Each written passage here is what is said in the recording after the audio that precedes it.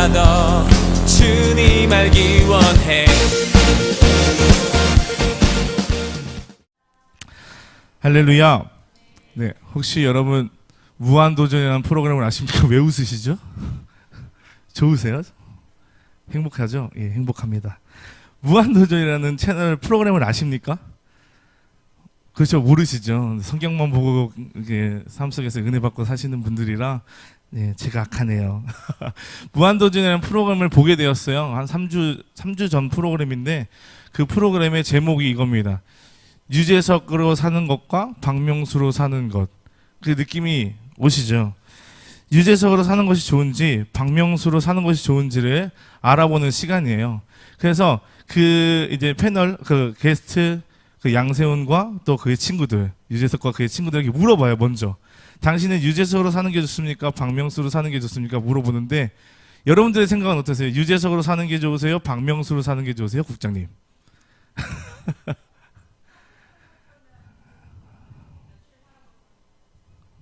오, 멋있다. 그렇다면 우리 수미 간사님? 박명수요? 예, 감사합니다. 우리 그 예찬 형제님은요? 박명수. 왜요? 네? 오, 편하게 살아보고 싶어서. 네? 네, 맞습니다. 네, 우리는 때로는 그 우리가 생각하는 이상은 유재석이잖아요, 그죠? 되게 올바라요, 발라요, 인사성도 좋아요. 그리고 사람들의 평도 너무 좋기 때문에 우리가 이상하는 삶은 유재석의 삶일지 모르겠습니다. 그런데 그 프로그램을 보면요, 다 물어보는데 조금의 차이예요. 별로 차이는 안 나지만 박명수가 우세하다고 나와요. 근데 여러분들의 답변하고 똑같아요. 답변은 뭐냐면요, 유재석으로 사는 삶은 좀 힘들 거라는 거예요. 좀 짜증도 날 거라는 거예요. 근데 박명수를 사는 삶은 편할 거래요. 그리고 왜 편할까? 막 사니까 편하대요. 그럼 박명수 살면 어떻게 살고 싶냐? 아까 지금도 말씀드렸지만 막 살고 싶대요. 그냥 자유롭게 아무런 억압 없이 살고 싶다고 해서 이런 결과들을 좀 제가 보게 되었어요. 그런데 그 결과를 보면서도 되게 많이 의아했어요. 왜 이런 결과가 나왔을까? 왜 박명수일까? 유재석이어야 되는데 우리가 이상으로 추구하는, 또 우리가 올바르다 옳다고 추구하는 것이 유재석인데 왜 박명수로 사람들이 찍고 사람들이 그렇게 살고 싶어 하는가 라고 고민했을 때 저한테 한번 퀘스천을 달았어요. 그럼 유성아, 나는 어떻게 살기를 원하냐? 저도 박명수. 왜냐면 제가 제일 잘해요, 막 사는 거. 그냥 툭툭 던지고 툭툭 사는 거에 대해서는 제가 더 여기서는 뛰어나지 않을까라는 생각을 갖고 있습니다. 그런데 문득 그 결과를 보면서 이런 생각을 하게 됐어요. 올바른 거는 우리가 올바르다고 얘기를 해요. 그렇잖아요. 아, 유재석은 올바르니까 올바러. 근데 박명수의 것도 올바르다고 포장되어져 있는 것을 좀 발견하게 되는 것 같아요. 왜냐하면요, 뭐 박명수를 비하하는 건 아니에요. 박명수도 정말 잘 살아요. 열심히 최선을 다해 사는 사람이지만 우리가 볼 때는 되게 예의 없잖아요. 그렇게 행동하면 안 되고 그렇게 해서는 안 될 사람인데 그게 어느 순간 포장이 돼서요, 당연시가 되고요, 이게 이상주의가 되는 거예요. 그냥 그 사람이 좋아 보이는 거예요. 그러니까 아, 그렇게 살아도 올바른 사람이 될 수 있겠구나라는 생각이 드는 거죠. 되게 고민을 많이 했습니다. 왜 올바르지 못한 것에 대해서 이렇게 포장돼서 올바르다고 할 수 있을까에 대해서 정말 고민을 하게 되었던 순간들을 저는 바라보게 되었습니다. 여러분들은 그런 고민과 갑자기 그런 퀘스천들이 안 생기십니까? 혹시 왜 유재석이 아니고 박명수일까? 나는 왜 유재석을 선택하지 못하고 왜 박명수를 선택할 수밖에 없었을까? 그러면서 또 그런 생각을 가졌어요. 내가 왜 박명수처럼 막 살고 싶어 할까? 왜 내가 박명수 씨처럼 그렇게 자유롭게 살고 싶어 할까? 제가 원래 제일 말씀을 잘 못 듣고 자세도 되게 안 좋잖아요. 근데 제가 기억력이 조금씩 좋아요. 그래서 우리 목사님이 말씀하신 것 중에 이런 말씀이 생각났어요. 여러분 천국에 들어가는 문은 쉬워요, 어려워요? 어려워요. 근데 지옥문에 가는 건 쉬울까요, 어려울까요? 쉬워요. 당연히 지옥문에 가는 것, 지옥문이 아니라고 따져고 봤을 때는 저는 편한 길을 선택하고 싶어요. 자유롭게 살고 싶고. 근데 목사님께서 말씀하셨던 게 갑자기 기억에서 이렇게 나오는 거예요. 천국문을 가는 거는 어려워요. 짜증나요. 협곡이에요. 그런데 편한 길을 가고 지옥문을 가려 하면 너무 편해요. 그리고 나는 너무 자유롭고요. 그냥 뭔가 다 누릴 수 있고 왕이 된 것 같고 그냥 막 그냥 좋아요. 그 말씀이 떠올랐어요. 떠오르면서 묵상하게 하시더라고요. 하나님 그 말씀을. 또 그 장면을 저에게 계속적으로 묵상하게 하셨어요. 그런데 또 한편으로는 왜 사람들이 그렇게 생각하고 고민할까라고 봤을 때 제가 TV를 잘 안 봅니다. 잘 안 보고 가끔씩 이게 필요에 따라서 하나님이 보게 해주시는 것들이 많은데요.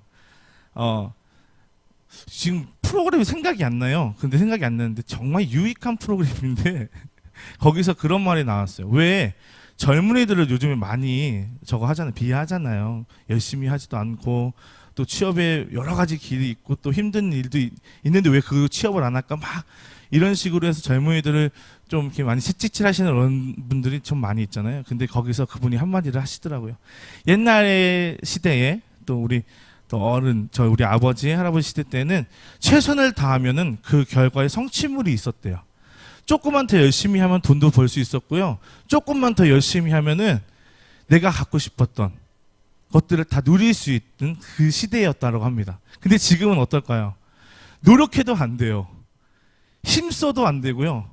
뭔가 하려고 해도 그 성취가 안 된다는 시대라고 말하고 있더라고요. 그걸 유식한 말로 그리스어로 뭐라고 표현하는데 저는 그거는 잊어버렸습니다. 그런 시대에 살고 있대요. 그러니까 지금 시대가 어쩔 수 없이 박명수를 선택할 수밖에 없는 이미 그러한 시대로 우리는 변해가고 그 안에서 살고 있다라는 겁니다. 한 명은 올바르게 사는 사람이고요. 한 명은 올바르지 못하지만 자유롭게 사는 사람이에요. 그 두 가지의 모습, 두 가지의 사람. 제가 갈라디아서 이 말씀을 중학교 때 접하고 복음에 대해서 이만큼 알게 됐고 이 말씀을 갖고 계속 이 말씀은 1년에 몇 번씩은 계속 묵상하는 말씀인데 갈라디아서 1장 말씀을 보게 되었거든요. 우리 함께 볼까요? 갈라디아서 1장 말씀이요. 1장이에요. 6절 7절 말씀이에요.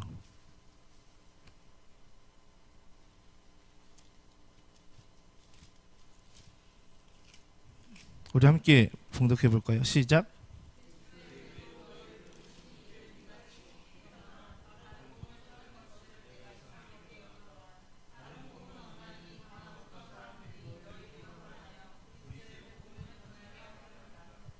아멘.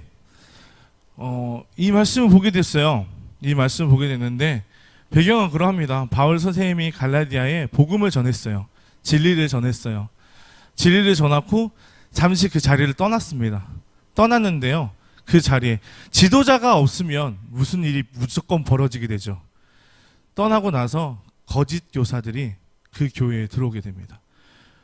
복음에 더 얹혀서 율법과 할례를 거기서 더 강조하게 됩니다. 이런 말씀 드리기 뭐하지만요. 그러니까 제가 이제 연극이에요. 이런 말씀 좀 뭐하기 그렇지만 바울 선생님이 하신 말씀이 조금 이상합니다. 라고 말하는 것과 같습니다. 복음은 복음대로 있대. 거기에 다른 것, 거짓된 것을 이미 하나님은 예수 그리스도로 인하여서 그 모든 것을 해결해 주셨거든요. 우리에게 구원을 주셨고 자유를 주셨는데 거기 그게 아니라고 하는 겁니다. 지금도 유대인이 그렇게 살고 있죠. 할례를 받아야 된다고. 그 율법 안에 모세의 율법을 강조해서 그들에게 잘못된 거짓을 계속 말하는 장면이 바로 이 장면일 겁니다. 메시지에도 이렇게 나옵니다. 메시지 성경에서도요.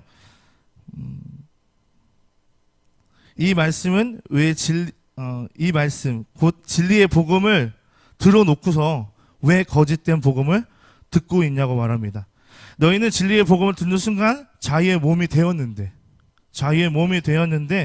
아직도 율법에 갇혀서 왜 종 노릇하고 있냐고 사도 바울 선생님께서 갈라디아 교인들에게 말하고 있는 장면입니다. 이 말씀을 계속 또 묵상하게 되는 겁니다. 또 왜? 지도자가 잠깐 나가 있는 사이에 왜 갈라디아 교회에게 왜 이러한 시련이 닥치고 이러한 고난이 닥쳤을까? 또 묵상하게 되는 겁니다. 진리의 말씀을 들었습니다. 또 깨달았어요. 그런데 그렇게 살려면 나에게 돌아오는 것이 없어요. 포기해야 될 것들이 더 많고 나에게 얻어지는 것들이 너무나도 없는 겁니다. 세상의 재미를 내려놓아야 됩니다. 예수 그리스도를 믿는 것은요. 세상의 박해 또한도 받아야 돼요. 예수를 믿는다는 것은요. 불안했다라는 단어가 생각이 났어요. 불안. 예수를 진리를 믿는다는 것 자체가 불안. 제가 저번 주에 여러분들 저번 주에 저를 많이 보셨죠. 저녁에 자꾸 못 보시고 그리고 주일날에도 봤죠. 제가 상태가 굉장히 다운이었습니다. 몸도 마음도 이 모든 것 자체가 진짜 0, 뭐 마이너스 10, 마이너스 100 그냥 다운인 거예요. 아무것도 하기가 싫은 겁니다. 움직이는 것조차도 내가 뭘 하려고 하는 것조차도 의지조차도 다 없어지는 거예요. 제가 7월 달에 원래는 회사를 그만두려고 계획하고 있었습니다. 그리고 하나님이 주셨던 마음을 가지고 8월 달에 이제 캠프 사역에 전임하고 이제 그 이후에 하나님께서 부르시는 곳에 하나님께서 예배하라는 곳에 예배하겠다라고 결단하고 그렇게 계획하고 있었거든요. 근데 첫 번째 면담 때는 8월까지 해야 된대요. 그래서 조금 기가 죽었어요. 이러면 안 되는데. 얼마 지나지 않아서 아주 좋은 소식을 듣게 돼요. 후임이 왔대요. 할렐루야죠. 전 자랑했어요. 막 왔어요. 드디어 저희 후임이 왔어요. 저희 이제 8월 달에는 다 갈 수 있어요. 어디든 갈 수 있어요. 이제 갑시다. 그곳으로 가면 됩니다. 했죠. 근데 막상 그날이 됐는데 안 왔어요. 너무 또 마음에 마음에 또 온 거예요. 부담도 오지만 또 미안함도 있고, 뭐 짜증도 있고 화도 있고. 나는 계획했거든요. 그리고 나는 이미 받아들였어요. 하나님이 하신 거라고. 하나님이 하셨습니다. Thank you God. I love you. 이렇게 고백하고 있던 저였는데 후임이 안 오는 거예요. 막 그 좌절감과 뭐라고 표현해야 될까요? 진짜 너무 막 싫은 거예요. 와야 되는데. 그러고 나서 갑자기 제 업무가 전체적으로 바뀌면서 그것도 배워야 된대요. 배워야 되는 시간이 하필 저녁 타임 시간인 거예요. 그것도 배우러 가야 됩니다. 인천으로. 전 모임에 오고 싶거든요. 와서 연습도 해야 되거든요. 근데 못하는 겁니다. 또 좌절이에요. 또 송별회를 하겠다고 해서 제가 갔어요. 갔는데 이제 박수 쳐주고 이제 우선 열심히 했으니까 떠나 이거에 솔직히 기대했습니다. 이제 8월달에 알아서 가라. 근데 사장님이 8월달에는 휴가가 없을 것 같다. 직원이 안 구해줘서 이런 말을 하는 거예요. 지금 계속적으로 안 좋은 소리만 지금 제가 내뱉었잖아요. 이건 저는 직접적으로 듣게 되는 거예요. 하나님 도대체 어떻게 된 겁니까? 이게 뭐예요? 저를 위해 기도하시는 분들도 많은데 나 또한도 기대하는 것이 있고 하나님 그 캠프 사역을 통하여서 나에게 나의 역할과 나의 쓰임이 분명히 있을 텐데 하나님 이게 뭡니까? 불안한 겁니다. 그냥 좌절과 상실감이 확 오게 되는 거죠. 주일날이 딱 됐는데 아무것도 안 들려요. 목사님 말씀 저쪽에 듣고 있었거든요. 안 들려요. 계속 졸음이 와요. 저는 합리화를 시켰어요. 나는 이렇게 일주일 동안 살았으니까. 합리화를 시켰어요. 여기서는 솔직해야 되잖아요. 막 그렇게 생각, 왜 저렇게 말씀을 세게 하시는 거야? 막 이랬어요. 죄송한데. 근데 저녁에 제가 이제 부모님을 잠깐 만나게 된 상황이 됐거든요. 좀 길어요. 40분 정도 왔다 갔다 해야 돼요. 도저히 안 되겠는 거예요. 이대로는 안 되겠는 거예요. 하나님 말씀을 들어야겠는 거예요. 보아야겠는 거예요. 운전하는데 어떻게 봐요? 못 보잖아요. 위험하잖아요. 그래서 오늘 말씀이 너무 생각났어요. 그래서 그 말씀이 유튜브에 올라갔다는 목사님 말이 그때 잠이 살짝 깼었거든요. 승강제님이 바로 올려줘서 우리는 바로 유튜브로 볼 수 있다라는 말이 갑자기 떠올라서 말씀을 듣게 됐거든요. 소름이 끼치더라고요. 가시떨기 기억나세요? 이번 주일 말씀 기억나시죠? 저만 기억 못했던 거잖아요. 저녁에 듣고 얼마나 소름 돋았는지. 내 말씀이에요. 내 말씀인 거예요. 나 하나님 앞에 이렇게 하겠다고, 이렇게 저렇게 하겠다고 내 밭 다 갈아놓고 나서 내 상황에, 내 밭 위에 가시떨기가 이만큼 있는데 나는 그걸 안 들으려고 한 거예요. 아유, 목사님이 계속 빨리 저래! 이러고 있는데 난 안 듣고 있었던 거예요, 계속. 이게 내 마음속에 막 이게 들어오는데, 아차. 딱 그 생각이 들었어요. 사단이 내 귀를 막는구나. 내 마음을 막는구나. 하나님과의 그 관계를 끊어버리는구나. 지금 캠프 사역 앞두고 있잖아요. 또 그렇게 하는구나. 사단이 장난질을 하는구나 생각이 들었어요. 나누고 싶더라고요. 나눴죠. 제 마음에 평안이 오는 겁니다. 그리고 작업이 들어가기 시작하는 거예요. 어떻게 하면 이 가시떨기를 제거할 수 있을까? 그러다가 이 말씀을 보게 된 겁니다. 다시 한번 이 말씀을 봤으면 좋겠어요. 이 말씀을 들어가자면요. 2장 20절에 뒤쪽에 이런 말씀이 나오죠. 나를 사랑하사라 라는 말이 나옵니다. 여러분, 하나님은 여러분들 사랑하십니다. 그리고 나를 사랑합니다. 아멘. 이 말씀을 보게 됐는데 정말 너무 감사한 거예요. 이 말씀을 통해 어떻게 해야겠다라는 것들이 저희 머릿속에서 이게 설계된다는 느낌 아십니까? 이게 뭐, 이렇게 쩌쩌쩌쩌쩌 하면 이렇게 멋진 성이 될 거야. 우리 빛의 성, 우리 아동부 빛의 성 만들거든요. 척척척 하면 척척척 해갖고 천국성이 척척척 만들어질 거야. 라는 게 머릿속에서 이렇게 막 휘어찬란하게 감돌아지는 거예요. 그러면 이렇게 하면 되겠다. 저렇게 하면 되겠다라는 게, 막 생겨지게 되는 겁니다. 그래서 이 시간에 제가 그 세 가지를 이 말씀을 통해서 알게 됐거든요. 그래서 그 가시떨기를 제거하는 저만의 방법인데 여러분들과 함께 나누고 싶은 마음에 가지고 나왔어요. 분명히 저보다 선배님이시고 또 그 가시떨기를 제거하셨을 거라 저는 생각이 듭니다. 그리고 또 다음 말씀, 또 하나님이 어떠한 말씀 우리 가운데 주실지 다 기대하신 분이라는 거 다 알고 있습니다. 저는 지금도 계속 전쟁하고 있거든요. 이 말씀을 통해 전쟁하고 있거든요. 그 세 가지 요소를 좀 함께 나눴으면 좋겠습니다. 그리고 좀 마무리했으면 좋겠는데, 첫 번째 좀 따라해 주셨으면 좋겠습니다. 내가 그리스도와 함께 십자가에 못 박혔다. 아멘. 나의 자아는 이제 아니요. 감사합니다, 권사님. 감사합니다. 제 권사님 제일 사랑해요. 나의 자아는 십자가에 죽었어요. 죽은 거예요. 십자가에 못 박혔다라는 거는 곧 자유예요. 내가 속한 게 아니고 내가 하는 게 아니라 하나님이 나를 구원해 주셨고 그 안에 자유를 주셨다라는 겁니다. 자유를 주셨다는 거예요. 죄악에서 우리를 건지셨다라는 겁니다. 즉 이제 우리가 생각하는 것, 가치, 판단, 이 모든 것은 예수께 있다는 거예요.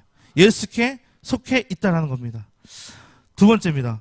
함께 따라해주세요. 내가 사는 것이 아닌 오직 예수님이 내 안에 사는 것. 우리가 걱정할 것은 이 땅의 것이 아닙니다. 우리는 하늘의 것을 구하며 하늘의 것을 바라고 살아야 한다는 겁니다. 내가 사는 것은 오직 예수님이 내 안에서 사시는 겁니다. 땅의 것을 구하지 마시고 우리 하늘의 것, 우리 예수님, 우리 하나님의 것을 구하며 나갔으면 좋겠습니다. 마지막입니다. 하나님은 나를 사랑하사 예수님을 믿는 믿음 안에서 살게 하시는 것. 계속해서 말씀드렸지만 하나님은 우리를 사랑하십니다. 우리가 예수를 믿고 그분을 신뢰할 때 불가능한 일은 없습니다. 가시더기 건드리는 것 아프죠. 힘들죠. 그것을 꼭 제거하면 된다면 우리가 제거하지 않습니다. 하나님께서 제거하신다는 겁니다. 우리는 십자가에 죽었습니다. 내 안에 살아계신 분은 예수님이십니다. 그 예수를 신뢰함으로 우리에게 주신 예배와 사역과 또 그 땅, 그 영혼들 취했으면 좋겠습니다. 우리의 어리석은 전쟁으로 인해서 그 영혼들이 다치지 않았으면 좋겠습니다. 우리들의 어리석은 싸움 때문에 그들을 붙잡고 그들을 예수를 전해야 될 시간이 딜레이 되지 않았으면 좋겠습니다. 우리 하나님을 바라보시면서 캠프 사역도 앞으로 이어질 모든 사역도 하나님이 하실 것과 하나님께 놀랍게 만들어 주신 그곳을 우리가 경험하며 체험하는 우리들의 신앙의 모습이 되었으면 좋겠습니다. 기도하겠습니다.